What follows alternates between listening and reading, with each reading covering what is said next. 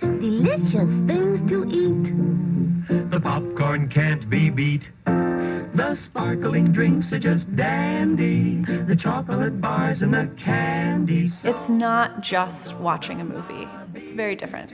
I think it's just kind of a holdover from the 50s that you just come here. I don't think it's really changed that much.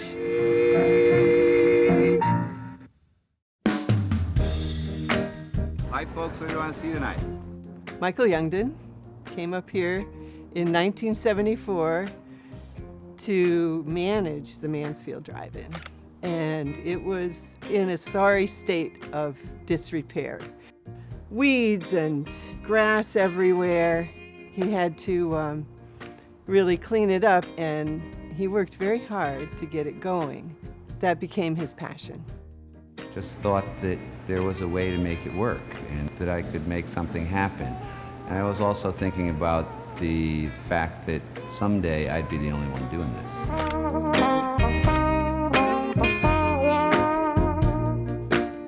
I'm a musician. I got my rock and roll dreams in my back pocket. Look out now when I knew who he was, but then I was playing at the local bar here. And that's where I re-met him, and we started seeing each other then. It was his smile in his eyes, and I felt, when I was playing, I felt that he understood exactly what I was doing musically, which may or may not have been true, but I felt that he was very focused on my music, and yeah. And it was obvious to me and my sister as we were growing up. Like we both have said that, oh, they gave us an example of what love truly is. It's really hard to pinpoint like what my earliest childhood memory is here because it's home. You know, like if you ask somebody what their earliest childhood memory is of their house, it's hard to tell because it just kind of fades in because it's where I've always been. Naomi came to the drive-in when she was really small. She was born in June, and we came that summer, so she was only a few weeks old. I'm walking around with her, and she's just looking around, like with the cars and the movies, and just very bright-eyed. It's a memory I won't forget. You go into an indoor theater, and everybody has to hush to watch the movie. Whereas at a drive-in, they sit in the car, they can talk to each other, they can bring their kids without disturbing the rest of the crowd. Michael was a cancer survivor. He had cancer in his 20s. So he felt that every day was a gift. We lived life to the fullest. He did too. We loved to travel. I think it was a wake-up call for him in that life is precious and you never know, kind of what's going to happen and every day, is just so beautiful. I was actually here, with him when he got the phone call, and I just remember hearing, his voice just kind of drop, and he got off the phone, and I looked at him and I was like, what was that about? And he's like, he just looked at me, he goes, I have cancer. He fought it for a few years, but unfortunately that is what ended up taking his life.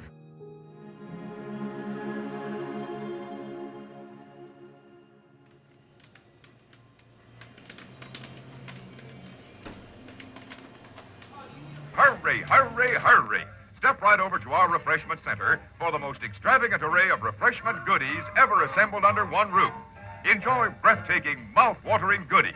Everything from a snack to a delicious full meal. At our refreshment center, you'll find a large variety of goodies to satisfy your hunger, your thirst, or your sweet tooth.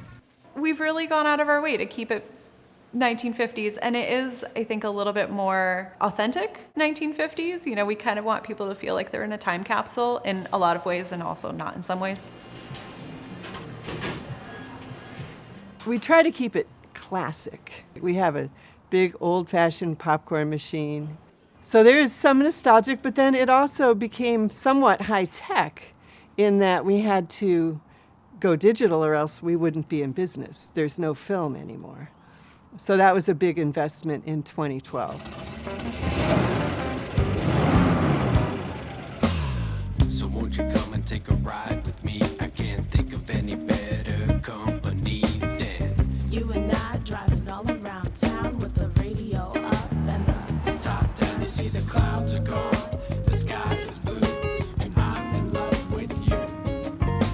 as you can see, we have this beautiful 1957 Cadillac Eldorado Biarritz. We were at a 4-H fair, and Michael goes, "That's the car." I'm like, "What car?" He goes, "That's the car." It's the car he always wanted, and he was able to get it. It definitely brings me back to my dad. He loved that car, and I know that he wanted us to enjoy it as well. And having my mom drive it, it just reminds me of my dad driving it. And he used to love taking it out in the summer, and now it's my mom doing it. That's all. All right, so I take it you boys are sitting there for the movie? Yeah, probably. Yeah. You two are chilling out up there? If you had asked me 20 years ago if I was going to run the Mansfield Drive-In, I would have laughed and been like, no way, no way. Like, I always have loved the drive-in, but I never saw myself, taking it over or being, the person that's running it.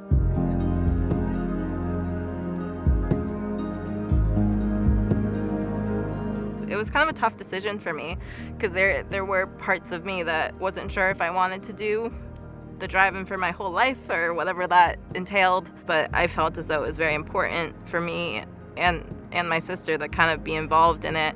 I do it because it's just such a wonderful thing, and it's something too where people come here and make memories, and I'm not the only person by far that has memories of being here when you were a small child, and that's something that kids nowadays are coming and getting to make new memories. It's cool in that it's perpetual.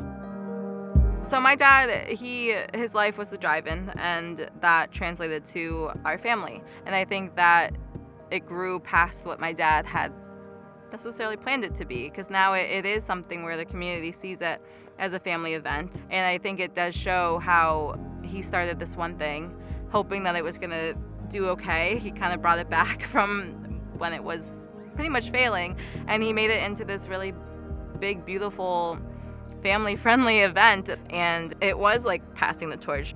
They're here a lot, running the drive-in. They're doing a great job. I know Michael would be so proud of them too, that it's a dream come true that they're keeping it going.